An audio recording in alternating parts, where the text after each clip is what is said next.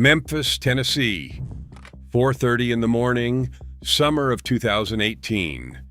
A man is leaving his apartment, heading to his car. The streets are dead. Nobody out, just him and the dark. Then blue lights. Behind him, flashing lights, the kind that look like law enforcement. Two men step out dressed like officers, masks on, armed. The man does what anybody does when the law tells you to get on the ground at 4:30 in the morning. He gets on the ground. They restrain him, cover his face, put him in the vehicle, and drive. When they pull the hood off, he is inside a house, and the men standing around him are not asking him questions. They are making demands. Where is the money? Where is the product? And when he does not answer fast enough, they go to work on him for hours. Here is the part that should tell you exactly what kind of story this is. These men are not police. The badges are real. The blue lights are real. The vests are real. But the men wearing them are not officers. They are members of one of the oldest criminal organizations in Memphis. And the badges, the lights, the equipment, all of it was given to them by the one man in the group who actually was a cop, a sworn Memphis Police Department officer, handing his own badge, his own department's equipment to a street organization so they could kidnap and rob other men while pretending to be the law. And the man inside that house, restrained and unable to see, is about to do something that none of them expect. He is going to escape, while restrained, while unable to see, by finding his way out of that house in a way none of them thought possible. And the organization that put him there, the family that has been running Memphis for 3 decades, is about to find out that the badge they borrowed is the thing that brings the whole empire down. This is the story of the Memphis mob. 4 brothers who built one of the most dangerous organizations in the city's history. One of their brothers fathered one of the most famous women in America, and the real police officer who gave them his badge is the reason all of it collapsed. This is that story. Memphis in the late 1980s. The crack epidemic is hitting the city the way it is hitting every major city in America. Whole neighborhoods running on a shadow economy. Corners turning over more cash in a night than a factory pays in a month. And in South Memphis, 4 brothers are watching it happen and deciding they want in. But Memphis is not New York. Memphis is not Detroit. Memphis is not Los Angeles. Those cities get the documentaries. Those cities get the headlines. Memphis gets overlooked. And that is exactly what makes it dangerous, because the men who build empires in cities nobody is watching get to build them longer. The Woods brothers, Ronnie, Donald, Bernard, Steve, all from the same family, all from the same streets, and all about to build something that will outlast almost every other organization in the city. Ronnie is the oldest and the architect, born July 28, 1963. He founds what the streets will come to call the Memphis Mob in the late 80s. Not a corner crew, not a block operation. A structured organization with supply lines that stretch from Memphis down to Houston and across to Arkansas and back. Product moves south to buy. Cash moves north to sell. And the Memphis mob sits in the middle, taking a cut of everything that passes through. And here's the thing about Memphis that people outside the city do not understand. In a place like New York or Chicago, you have 100 crews fighting over the same blocks. In Memphis, the field is smaller. The man who locks down the supply route from Houston has leverage over the entire city because there are fewer pipelines competing for the same market. The Woods brothers understood that. They did not try to own every corner. They owned the road. By the early 90s, the Woods brothers are established, not just in the streets, in the culture. Memphis knows their name the way Memphis knows the name of its politicians and its preachers. Ronnie is described by people who track these organizations as a street legend, a fabled figure, the kind of man whose reputation is so deep that law enforcement uses words like fabled when they write about him. That is not a street nickname. That is a federal assessment. And Ronnie is careful. He has been doing this since the late 80s, and he is still standing while most of the men who started alongside him are gone. Every other organization in Memphis from that era, the ones who came up when the crack money was easy, they burned out, got taken down, got greedy and got caught. The Memphis mob kept going. That kind of longevity does not happen by accident. It happens because a man learns the rules and plays them better than anyone else in the room. It happens because a man never gets too loud, never gets too flashy, and never trusts anyone he does not have to. The Memphis mob grows. It absorbs associates. It builds infrastructure. It survives the 90s. It survives the 2000s. It keeps going while the world around it changes completely. The phones go from payphones to burners to smartphones. The surveillance goes from stakeouts to wiretaps to social media tracking. And through all of it, the Woods brothers adapt and stay at the top. 30 years. From the Reagan administration to the Trump administration. One organization, one family, still running. But here is the detail that turns this from a Memphis street story into something the whole country should have been paying attention to. One of the Woods brothers married a woman, and that woman, after she left him, married one of the most famous men in America. Donald Woods, one of the four brothers. He is the father of 2 children with a woman named Marjorie. Their youngest daughter was born in Memphis in 1997. That daughter's name is Lori. After Marjorie and Donald split, Marjorie married Steve Harvey, the comedian, the television host, the man with the empire, the face you see on every channel, every billboard, every magazine. Steve Harvey adopted all 3 of Marjorie's children, including Lori. Lori Woods became Lori Harvey, and Lori Harvey became one of the most famous supermodels in America. Magazine covers, fashion campaigns, a name that every person under 40 recognizes on sight. And her biological father is a member of the Memphis mob. But that is not even the first kingpin Marjorie was married to. Before Donald, Marjorie was married to a man named Jim Townsend, another Memphis figure. Townsend was indicted for attempting to acquire a massive amount of product.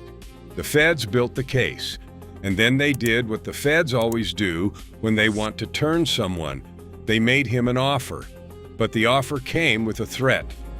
The FBI told Townsend that if he did not cooperate, his wife would be next. They believed they had evidence connecting Marjorie to the operation. She was 8 months pregnant at the time. Jim Townsend made a decision that most men in his position would not make. He took the fall, all of it. He pleaded out. He absorbed the sentence so that the mother of his children would walk free. The sentence was life. Life in federal prison for a man in his 20s, so that a pregnant woman would not have to face charges that the government was ready to bring. Marjorie was never charged. She walked free, clean. And 5 years into his sentence, she divorced him. She married Donald Woods, had Lori. Then she left Donald too. And then she married Steve Harvey, the comedian, the television host, the man whose face is on every billboard and every morning show and every New Year's Eve broadcast in America. Jim Townsend served 26 years, more than 2 decades in a federal cell, carrying a sentence he took so that his wife could stay free. And in 2017, President Obama pardoned him. He came home at 57 years old, and the woman he had sacrificed his entire adult life for was married to one of the richest entertainers on the planet, living in a mansion, on television, on magazine covers, with the daughter she had with another man, now one of the most famous models in the world. 26 years. He went in when he was young. He came out when he was old. And the woman he saved did not wait. That is the family tree around the Memphis mob, a street organization whose members' personal lives read like a script that nobody in Hollywood would believe if you pitched it. But the Memphis mob did not fall because of the women or the fame. It fell because of something much simpler. A badge. Somewhere along the way, the Memphis mob acquired something no street organization is supposed to have. Access to a real police officer, not a corrupt cop who looks the other way, not a man on the payroll who tips them off, a sworn member of the Memphis Police Department who handed over his own equipment so that the organization could pretend to be law enforcement. His name was Sam Blue, and what he gave the Memphis mob changed the nature of what they could do. Blue provided a real Memphis Police Department badge. He provided a dashboard blue light, the kind that flashes when an officer wants you to pull over. He provided clothing that identified the wearer as law enforcement. Everything a person would need to look, sound, and feel like a real police officer pulling a real stop. And the Memphis mob used it. Between 2014 and 2018, members of the organization conducted robberies disguised as law enforcement operations. And here is what made it so effective. They did not just throw on a vest and hope for the best. They ran it like real police work. First, surveillance. Before any move was made, they watched the target for days, learned his schedule, learned where he kept his supply, learned what time he came home, learned what car he drove. The same kind of preparation a detective puts into building a case, they put into building a robbery. Then the stop, always late at night or early in the morning, always when the target was alone, a car with flashing blue lights pulls up behind the mark. Men step out dressed the way law enforcement dresses, using the language of authority. Get on the ground, hands behind your back, do not move, and the target complies, every time. Because who does not comply when blue lights and badges tell you to? You are on the ground before you even think about whether something feels wrong. That is how deep the conditioning runs. Blue lights mean law. You do what the law says. Then the transport. Restrained, face covered, driven somewhere, and there behind closed doors, the demands begin. Where is the money? Where is the product? Give it up. And here is why it was the perfect system.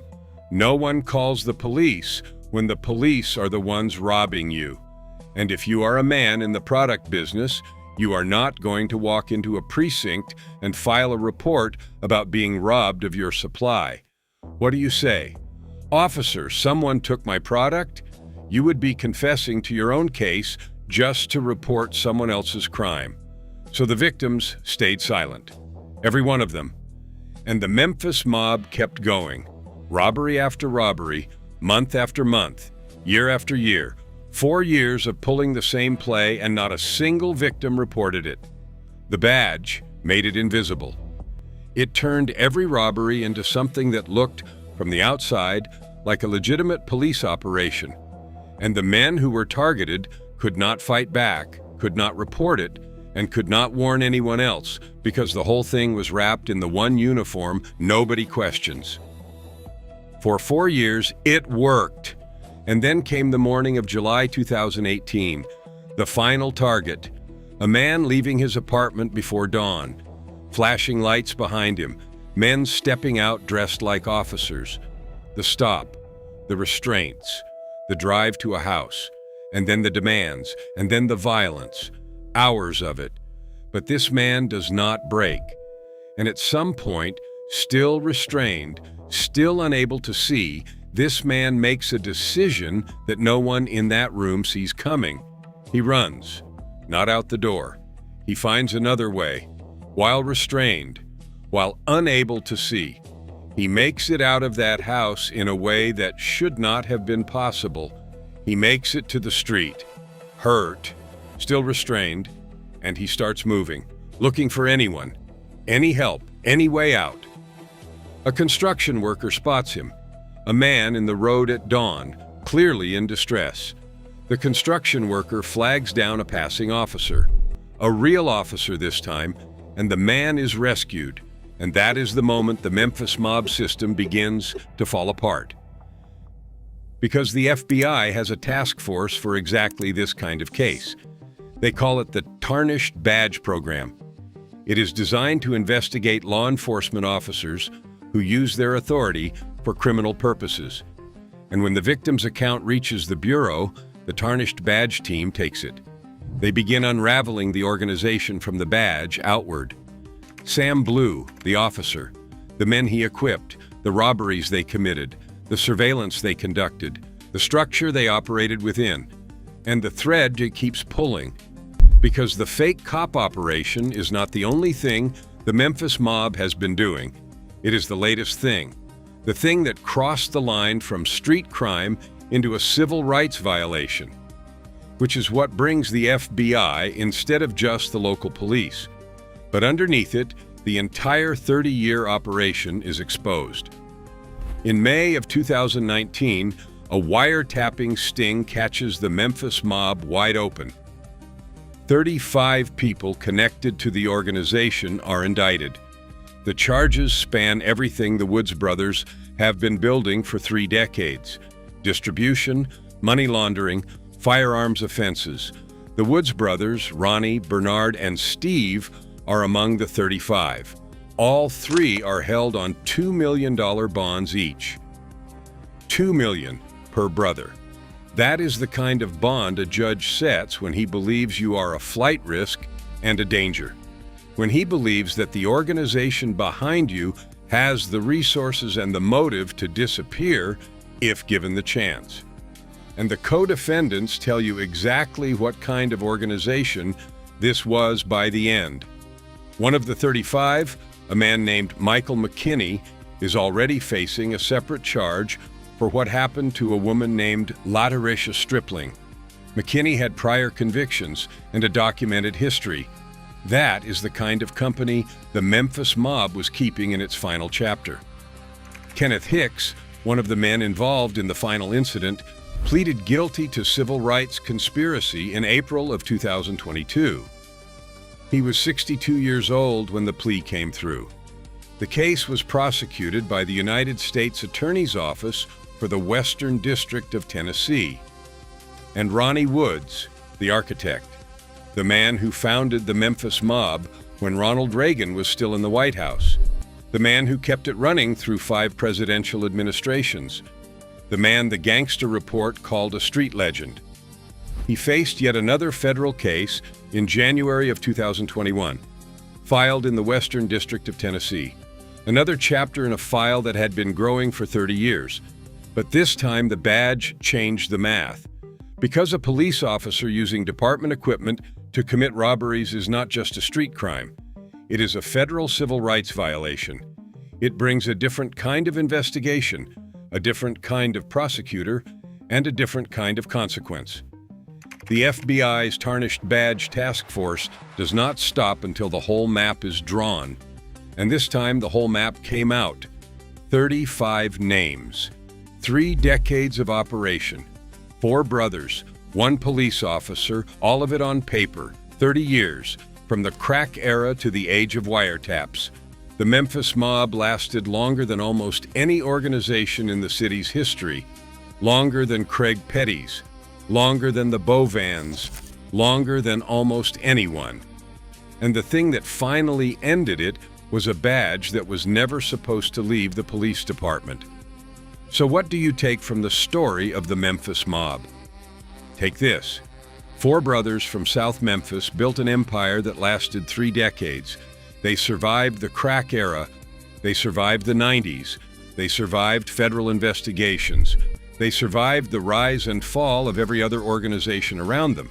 But when you borrow the law's own tools and use them to break the law, you invite a kind of attention that no amount of street discipline can survive. The Tarnished Badge Task Force does not stop pulling until the whole thread comes out. The Memphis mob had supply lines and soldiers and 30 years of experience. But the man who escaped that house, hurt and alone in the street at dawn, he had something none of them counted on, the will to survive, and a construction worker who happened to be watching, one window, one witness, and an organization that had been running since the Reagan administration came apart at the seams. The badge that made them untouchable is the badge that ended them.